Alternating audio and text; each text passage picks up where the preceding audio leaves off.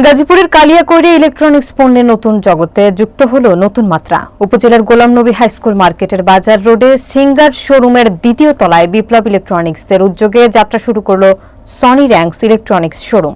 বিস্তারিত থাকছে তুষার আহমেদের প্রতিবেদনে।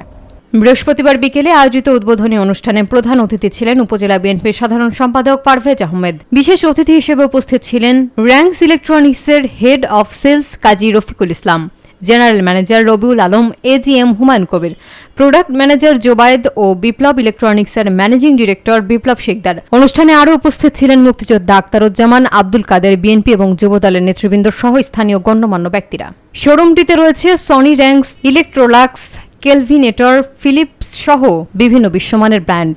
উদ্বোধন উপলক্ষে থাকছে বিশেষ ছাড়, ফ্রি গিফট এবং নানা চমক। এতে করে কালিয়াকৈরের ভোক্তাদের জন্য মানসম্পন্ন ইলেকট্রনিক্স পণ্যের সহজলভ্যতার নতুন দ্বার উন্মোচিত হলো। খুবই সুন্দর এবং এই সনি ইলেকট্রনিক্স র্যাঙ্কসের বলেন তো সনি র্যাঙ্কস কেন বলে?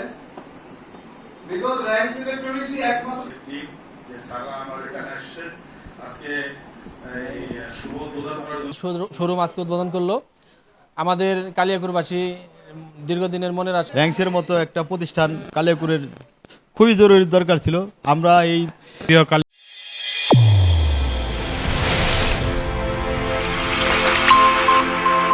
চ্যানেল A1 হৃদয়ের স্পন্দন।